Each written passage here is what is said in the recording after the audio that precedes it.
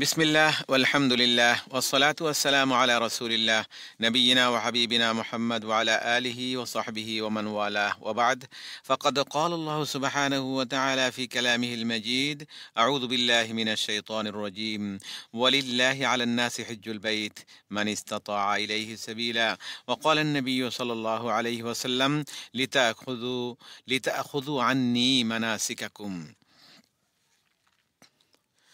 সম্মানিত শ্রোতা বন্ধুগণ, আপনারা বিশ্বের যেখান থেকে আমাদের এই অনুষ্ঠান শুনছেন, সকলকে আন্তরিক প্রীতি, শুভেচ্ছা ও মোবারকবাদ দিয়ে হজ বিষয়ক আরেকটি নতুন পর্বে স্বাগত জানাচ্ছি।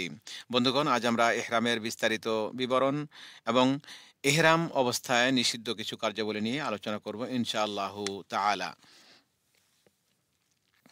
এহরাম হলো হজ বা ওমরার ইবাদতে প্রবেশ করা এবং তা পালন করার জন্য নিয়ত তথা অন্তরের সংকল্প করা। সালাতের মধ্যে যেমন নিয়ত করে সালাত আদায় করতে হয়, নিয়ত করা ফরজ, তেমনিভাবে হজের যে নিয়ত সেটাকে এহরাম বলা হয়। হজ ও ওমরা পালনের ইচ্ছুক ব্যক্তির জন্য সুন্নত হলো ফরজ গোসল সম্পাদনে নেই, ফরজ গোসল যেভাবে করা হয় সেভাবে ভালোভাবে গোসল করা, মাথায় ও দাড়িতে যথাসাধ্য যে কোনো ভালো সুগন্ধি ব্যবহার করা। এই সুগন্ধির ঘ্রাণ এহরাম করার পরে অবশিষ্ট থাকলেও কোনো ক্ষতি নেই, কারণ উম্মুল মুমিনিন আয়েশা সিদ্দিকা রাদিয়াল্লাহু তাআলা আনহা থেকে বর্ণিত আছে, তিনি বলেন, কানা রাসূলুল্লাহি সাল্লাল্লাহু আলাইহি ওয়াসাল্লাম ইযা আরাদা আন ইউহরিমা ইয়াতাতায়্যাবু বিআতয়্যাব মা ইয়াজিদ থুম্মা আরা ওয়াবিসাদ দুহনি ফি রাসিহি ওয়া লিহিয়াতিহি বা'দা যালিক।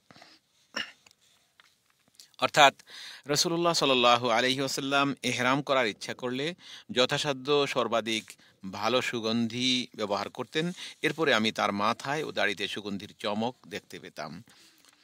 এহরামের পূর্বে গোসল করা পুরুষ মহিলা উভয়ের জন্যই সুন্নত, এমনকি ঋতুবতী এবং নিফাস অবস্থায় থাকা মহিলাও গোসল করবে, কারণ আবু বকর সিদ্দিক রাদিয়াল্লাহু তাআলা আনহুর স্ত্রী আসমা বিনতে উমাইস রাদিয়াল্লাহু আনহাকে বিদায় হজের বছর জুলহুলাইফা নামক স্থানে মুহাম্মদ বিন আবু বকর ভূমিষ্ঠ হলে নবী সাল্লাল্লাহু আলাইহি ওয়াসাল্লাম নির্দেশ দিয়ে বলেন, তুমি গোসল করে লজ্জাস্থানে কাপড় ভালোভাবে বেঁধে নিয়ে এহরাম করে নাও। গোসল করে সুগন্ধি লাগানোর পর এহরামের কাপড় পরিধান করবে, আর তা হলো পুরুষদের জন্য সেলাইবিহীন লুঙ্গি ও চাদর, আর মহিলারা সাজসজ্জা ব্যতীত যে কোনো রকম কাপড় পরিধান করতে পারবে। অতঃপর ঋতুবতী এবং নিফাস অবস্থায় থাকা মহিলা ব্যতীত অন্য সকল এহরামের ইচ্ছুক ব্যক্তিরা, অন্যরা সবাই ফরজ সালাতের সময় হলে মিকাতে ফরজ সালাত আদায় করবে, আর যদি ফরজ সালাতের সময় না হয় তাহলে তাহিয়াতুল উজুর নিয়তে 2 রাকাত সালাত আদায় করবে। সালাত শেষ করে এহরাম তথা হজ বা ওমরায় প্রবেশের জন্য অন্তরে নিয়ত করবে এবং বলবে, লাব্বাইকা উমরাতান অথবা লাব্বাইকা হাজ্জান অথবা লাব্বাইকা হাজ্জান ও উমরাতান। হে আল্লাহ, আমি হাজির হয়েছি ওমরা করার উদ্দেশ্যে। এটা ওমরা আদায়কারীগণ বলবেন।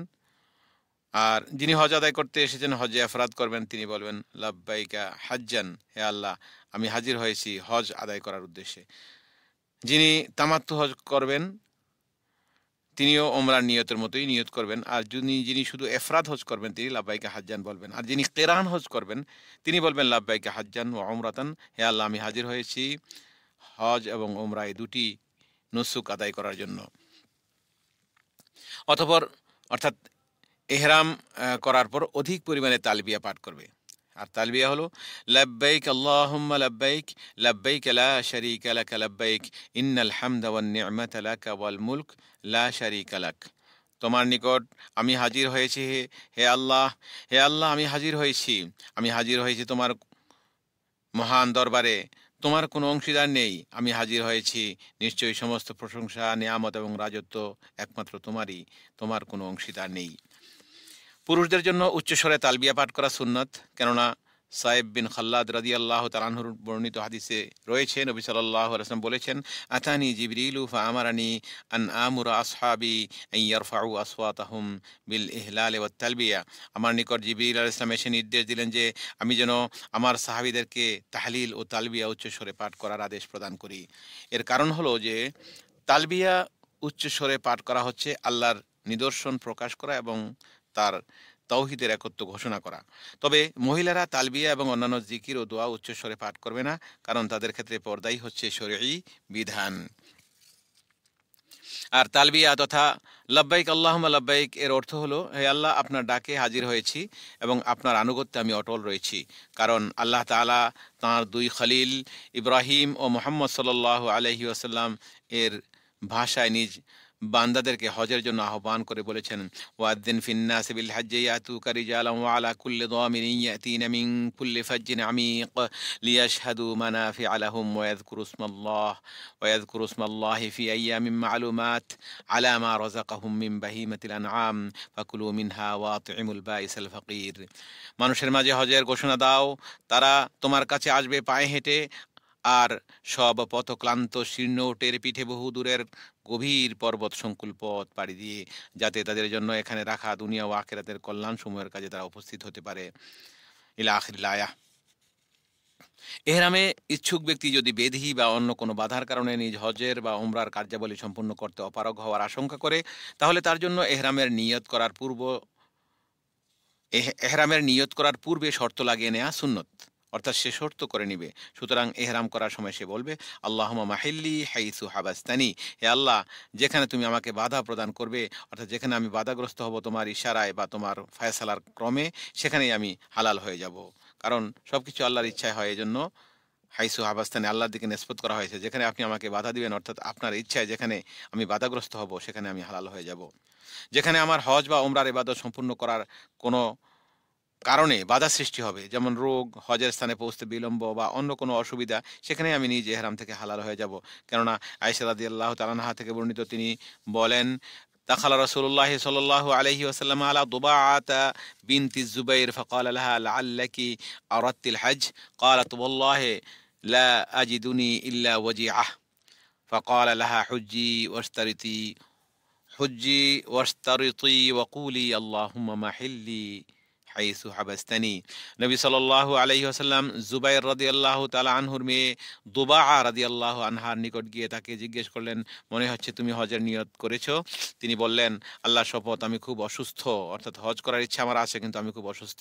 তখন রাসূল সাল্লাল্লাহু আলাইহি ওয়াসাল্লাম বললেন, তুমি হজ করো এবং এ বলে শর্ত করে নাও,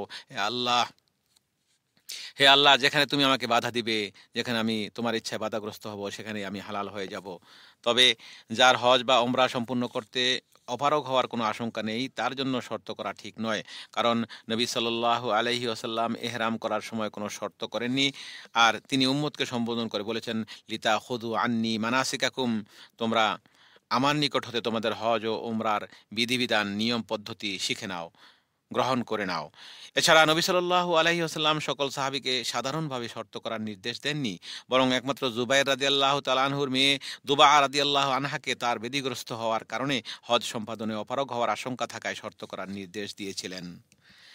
মুহরিম ব্যক্তির বেশি বেশি তালবিয়া পাঠ করা উচিত, কারণ তালবিয়াই হচ্ছে হজ এবং ওমরার বাচনিক নিদর্শন।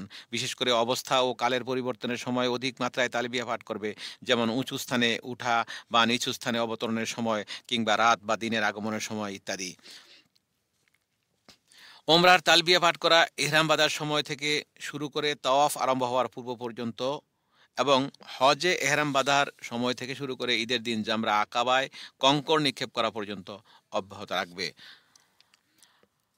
হজের এহরাম সাধারণত ৮ই জিলহজ, অর্থাৎ যারা তামাত্তু হজ করবেন তারা তো হালাল হয়ে যাবেন মক্কায় এসে। তারপর অধিকাংশ হাজি মোতামাত্তে বা তামাত্তু করে থাকেন, তাদের জন্য হজ এহরাম করার সময় হলো ৮ জিলহজ।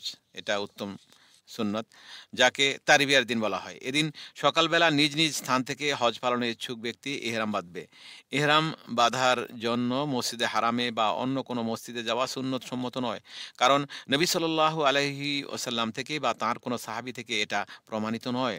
জাবের রাদিয়াল্লাহু তাআলা আনহু থেকে বর্ণিত হাদিসে রয়েছে, নবী সাল্লাল্লাহু আলাইহি ওয়াসাল্লামের সাহাবীগণ বলেন, নবী সাল্লাল্লাহু আলাইহি ওয়াসাল্লাম সাহাবীগণকে উদ্দেশ্য করে বলেন, তোমরা তারবিয়ার দিবস পর্যন্ত হালাল অবস্থায় থাকো, অতঃপর তোমরা তারবিয়ার দিনে অর্থাৎ ৮ জিলহজ হজের এহরাম বাঁধবে। আর জাবের রাদিয়াল্লাহু তাআলা থেকে বর্ণিত হয়েছে অন্য একটা হাদিসে, তিনি বলেন যে, আমরা উমরা হতে হালাল হলে রাসূলুল্লাহ সাল্লাল্লাহু আলাইহি ওয়াসাল্লাম আমাদের নির্দেশ দেন যেন আমরা মিনা গমনের সময় এহরাম করে নেই, অর্থাৎ তারবিয়ার দিনে মিনা গমনের পূর্বে যেন আমরা এহরাম করে নিই। অতএব আমরা বাতহা নামক স্থান হতে এহরাম করি। এটা এই হাদিসটির মূল বক্তব্য। অর্থাৎ ওনারা হারাম শরীফে, মসজিদে হারামে বা অন্য কোনো মসজিদে যাননি, বরং যেখানে অবস্থান করেছেন সেই বাথা থেকেই তারা সাহাবায়ে কেরাম, রাসূলুল্লাহ সাল্লাল্লাহু আলাইহি ওয়াসাল্লাম এবং সাহাবায়ে কেরাম সেখান থেকে ইহরাম করে হজ আদায় করেছেন। তারা বাথা নামক স্থান থেকে এজন্য ইহরাম করেছেন, কারণ এই বাথা ছিল তাদের অবতরণ স্থল। মদিনা থেকে এসে তারা বাথাতে, এখন যেমন মক্কার আজিজিয়া বা আ আওয়ালি অথবা মিসফালা বিভিন্ন এলাকায় মানুষজন অবস্থান করে। রাসূলুল্লাহ সাল্লাল্লাহু আলাইহি ওয়াসাল্লাম, আল্লাহ রাসূল যখন হজ করতে এসেছিলেন তখন সাহাবাদেরকে নিয়ে তিনি বাথা কুরাইশ নামক স্থানে অবস্থান করেছেন এবং সেখান থেকে সাহাবায়ে কেরাম এহরাম করে হজের উদ্দেশ্যে ৮ তারিখে রওনা হয়েছেন। হজের এহরামের সময়ও সে সমস্ত কাজ করবে যা ওমরার এহরামের সময় বলা হয়েছে, অর্থাৎ ইতিপূর্বে উল্লেখিত কাজগুলো, যেমন গোসল করে সুগন্ধি ব্যবহার করা, অতঃপর তাহিয়াতুল উযুর নিয়ত ২ রাকাত সালাত আদায় করার পরে হজের এহরাম বাঁধা, হজের এহরাম ও তালবিয়ার নিয়মাবলী, ওমরার এহরাম ও তালবিয়ার এতক্ষণ যে বর্ণনা আমরা দিয়েছি একইভাবে তারা সে কাজগুলো করবে। এহরাম হজের অন্যতম রোকন বা ফরজ। এই এহরামের কথা যে আলোচনা করলাম, এটা শুরুতেও আমরা বলেছি, এটা হজের অন্যতম একটা রোকন, হজের একটা ফরজ। এহরাম ছাড়া হজ কিংবা ওমরা কোনোটাই সহি হবে না। রাসূলুল্লাহ সাল্লাল্লাহু আলাইহি ওয়াসাল্লাম বলেছেন, ইন্নামাল আমালু বিন্নিয়াত ওয়া ইন্নামা লিকুল্লি ইমরিইম মা নাওয়া। সব কাজ ফলাফলের, সমস্ত কাজের ফলাফল নিয়তের উপর নির্ভরশীল, অর্থাৎ নিয়ত যেরকম তার ফল বা সওয়াবও সেরকমই হবে। সমস্ত কাজের ফলাফল নিয়তের উপর নির্ভরশীল, প্রত্যেক ব্যক্তি তাই পাবে যা সে নিয়ত করবে। আর হজ শুরু করার নিয়তের নামই হলো এহরাম, অতএব এহরামের নিয়ত ছাড়া হজ সহি হবে না। কেউ নফল হজ বা নফল ওমরার এহরাম বাঁধলেও তার উপর তা পূরণ করা ওয়াজিব, কেননা আল্লাহ সুবহানাহু ওয়া তাআলা বলেছেন, ওয়া তিম্মুল হাজ্জা ওয়াল উমরাতা লিল্লাহ, তোমরা আল্লাহর জন্য হজ ও ওমরা পূর্ণ করো। এখানে হজ এবং ওমরা সম্পূর্ণ করার জন্য আল্লাহ নির্দেশ দিয়েছেন। একমাত্র ইসলাম পরিত্যাগ ছাড়া অন্য কিছু এহরামের জন্য অন্তরাল বা অন্তরায় নয়। সুতরাং কোনো ব্যক্তি মোরতাদ হয়ে গেলে তার এহরাম বাতিল বলে গণ্য হবে। এরপর যদি সে তওবা করে এবং ইসলামে ফিরে আসে, তবে তাকে হজ বা ওমরা করার জন্য নতুন করে এহরাম বাঁধতে হবে, কেননা ইসলাম ত্যাগের কারণে তার আগের এহরাম বাতিল হয়ে গেছে। পক্ষান্তরে অন্য কোনো অপরাধ বা গুনাহ যত বড়ই হোক তার দ্বারা এহরাম বাতিল হবে না, যদিও বিভিন্ন পর্যায়ে আমরা পরবর্তীতে আলোচনা করব, বিভিন্ন ফিদিয়া বা দম দেওয়া বিভিন্ন ভুলের কারণে দিতে হয়, কিন্তু এহরাম বাতিল হয় না। এবার আমরা এহরাম অবস্থায় নিষিদ্ধ কাজসমূহ নিয়ে আলোচনা করব। যেসব কাজ হজ বা ওমরার এহরাম অবস্থায় নিষেধ করা হয়েছে তা সাধারণত ৩ প্রকার। ১. এমন কতিপয় কাজ যা পুরুষ ও নারী উভয়ের জন্য সমান, উভয়ের জন্য হারাম। ২. এমন কতিপয় কাজ যা শুধুমাত্র পুরুষদের জন্য হারাম। ৩. এমন কিছু কাজ যা শুধুমাত্র নারীদের জন্য হারাম। যে সকল কাজ পুরুষ ও নারী উভয়ের জন্য হারাম তার মধ্যে রয়েছে: ১. এরকম কাজ হলো ৭টি, যেগুলো পুরুষ মহিলা উভয়ের জন্য এহরাম অবস্থায় হারাম। এরকম ৭টি কাজ রয়েছে। ১. মাথার চুল মুন্ডন করা বা ছোট করা কিংবা উঠিয়ে ফেলা। এর দলিল আল্লাহ সুবহানাহু ওয়া তাআলার এই বাণী, ওয়ালা তাহলিকু রুউসাকুম হাত্তা ইয়াবলুগাল হাদিয়ু মাহিল্লাহ। আর কোরবানি যথাস্থানে না পৌঁছা পর্যন্ত নিজেদের মস্তক মুন্ডন করো না। ইসলামী স্কলারগণ শরীরের সমস্ত চুলকে মাথার চুলের উপর কিয়াস করেছেন, তাই এহরাম অবস্থায় থাকা ব্যক্তির জন্য শরীরের কোনো চুল অপসারণ জায়েজ নয়। আর মহান আল্লাহ তাআলা মাথা মুন্ডনের ফিদিয়া এ আয়াতে বর্ণনা করেছেন। ইরশাদ হচ্ছে, ফামান কানা মিনকুম মারিদান আও বিহি আদাম মির রাসিহি ফাফিদিয়াতুম মিন সিয়ামিন আও সাদাকাতিন আও নুসুক।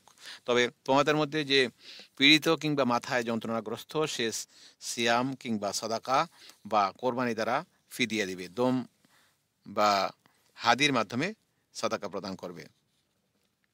প্রিয় নবী সাল্লাল্লাহু আলাইহি ওয়াসাল্লাম স্পষ্ট করেছেন যে সিয়ামের সংখ্যা হচ্ছে ৩ দিন, আর সাদাকার পরিমাণ হচ্ছে ৩ সা খাদ্য দ্রব্য ৬ মিসকিনের জন্য।